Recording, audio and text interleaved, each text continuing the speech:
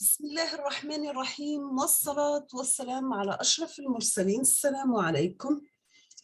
Bonjour tout le monde. Dans cette vidéo, je vais terminer le TP numéro 2 pour le traitement numérique des images par MATLAB. Nous sommes arrivés à la partie numéro 3, le traitement sur l'histogramme. Donc, si on veut définir l'histogramme d'une image, il donne la répartition de ses niveaux de gris. Par exemple, si on considère une image codée sur 8 bits, il s'agit de savoir combien de pixels de l'image sont égaux de 0 jusqu'à 1 jusqu'à arriver à 255. On va prendre un exemple. Après, on vous demande de faire une petite manipulation. L'exemple, vous avez x égale à Imrid, caméraman pointif, c'est-à-dire ouvrir l'image et la stocker dans une matrice grand X. Après, vous mettez x égale à double dx, c'est-à-dire convertir les pixels de l'image du format INT au format double. Toujours cette opération elle est nécessaire pour la renormalisation. Troisièmement, pour calculer et tracer un histogramme sous MATLAB, on peut utiliser bins égale à 0,255, c'est-à-dire on va lister des niveaux de gris qu'on veut considérer.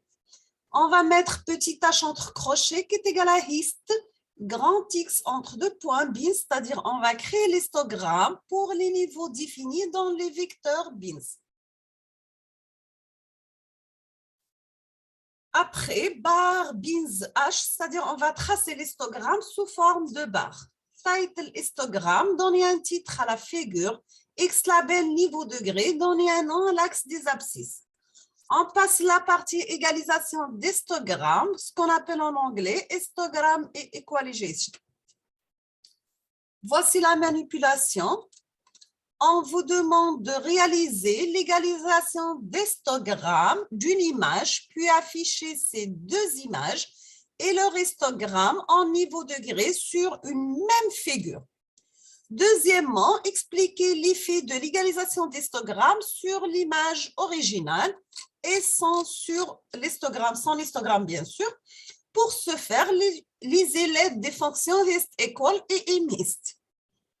Quatrième partie, on passe aux transformations géométriques sur l'image.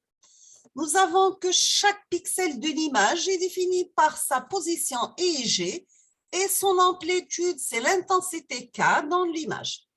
Il existe deux types de transformations sur les pixels de l'image. Nous avons les transformations géométriques qui modifient les positions des pixels, exemple translation, rotation, homothétie, changement d'échelle et la symétrie. Et bien sûr, les transformations qui modifient les intensités des pixels. Nous avons un exemple pour la rotation. On va faire la lecture d'une image qui existe déjà sous MATLAB, imridflower.png, toujours la lecture de l'image, le nom avec l'extension. On demande une figure, imshow A, c'est affiché A. Nous avons trois images. La première, on va faire une rotation de 90 degrés à la position 1. Deuxièmement, rotation 90 degrés. Et troisièmement, rotation 90 degrés. On demande figure et show C. Donc, vous avez l'image originale et l'image obtenue après une rotation de 90 degrés. On passe manipulation numéro 5. C'est pour translation. Écrire un programme qui affiche l'image flower après l'application de la fonction imTranslated, décaler l'image de 15 pixels dans la direction X et 25 pixels dans la direction Y. Donc, voici les solutions pour les différentes manipulations qu'on a fait. Donc, ça concerne TP précédent, bien sûr, d'accord? Le TP numéro 2, première partie. Pour la manipulation numéro 1, on vous demande de viser l'image onion.png. Vous utilisez la commande A égale imrid sequence.png. Onion.png, pardon, c'est pas quant. Parcourir la variable dans laquelle vous avez enregistré votre image avec la structure itérative for. Donc, vous utilisez la commande for x, variable 1 jusqu'à size i 1,1, c'est-à-dire que I1 est une matrice. Size I1,1 veut dire retourner le nombre de lignes de la matrice. Pour Y, for Y variable 1 size I1,2, nous avons toujours I1 est une matrice. Size I1,2 veut dire retourner le nombre de colonnes de la matrice. Donc, la première commande size I1,1, c'est retourner le nombre de lignes. Size I1,2, c'est retourner le nombre de colonnes de la matrice.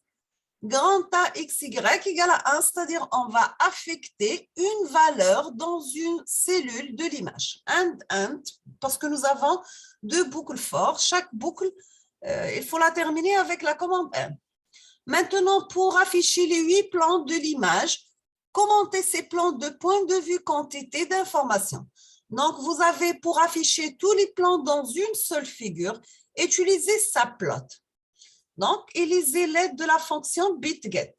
Donc, vous avez B égale à bitget A,1, figure sa plot de 2, 1, c'est-à-dire on va diviser la figure en 2 lignes et 2 colonnes. Donc, en tout, on va afficher 4 figures. Imshow logical B, title bit plane 1, B bitgate A,2, subplot imshow logical B, title bit plane 2, B égale à bitgate A,3, subplot troisième position, imshow logical B, title bit plane 3, B égale à bitgate A,4, subplot imshow logical B, title bit plane 4, figure. Donc, on a terminé avec la première figure. On demande une deuxième figure. La même chose, je vais afficher 4 sous-images. On va faire bitgate A,5, subplot 2, 2, 1, la partie imshow logical B, bitplane 5, la même chose pour 6, 7 et 8. Maintenant, on va enregistrer l'image onion.png sur le format GPG. On va utiliser la commande imwrite, grand A, virgule, onion.png, virgule, GPG. On passe la correction de la manipulation numéro 2. Donc, vous avez tout d'abord ouvrir avec imwrite de MATLAB l'image mandrill.bmp. Après, calculer la taille théorique de cette image en kilo-octets. Vérifier que la valeur obtenue est la même que celle fournie par Windows. Nous avons pour la taille de l'image, chaque pixel est codé sur 8 bits. Nous avons 256 par 256 pixels, alors la taille est égale à 256 par 256 par 8. Donc, en tout, on aura 524 288 bits. Maintenant, on va décomposer une image RGB en un ensemble de composants de l'espace HSV et afficher-les. Donc, vous pouvez faire la conversion en utilisant la commande RGB2 par HSV. On va commencer par lecture de l'image en utilisant la commande imwrite, le nom de l'image avec son extension. Donc, imwrite flower.gpg. Après, vous utilisez la commande grand H, SV égale à RGB2, HSV petit a. Pour H, on va faire HSV 2.2.1, c'est pour la valeur de hue. Figure M-show H, color bar. S, c'est la deuxième position pour saturation. Et on va afficher M-show S, color bar. Pour la variance, c'est troisième. On va calculer le H tout seul, le S tout seul et le V tout seul. Après, on va afficher chaque partie, chaque image, imshow H, imshow S et imshow V. Donc, là, c'est faux, c'est imshow V. Après, afficher les 8 plans de l'image, commenter ces plans de point de vue quantité d'informations. Donc, pour afficher tous les plans dans une seule figure, on va utiliser la commande subplot. On va commencer par A égale à imwrite, par exemple, quants.png. On va utiliser bitgate 1,1, Plot imshow et title bit plan 1, bit plan 2, bit plan 3 et bit plan 4. Donc, ça, les 4 sous-figures dans la première figure.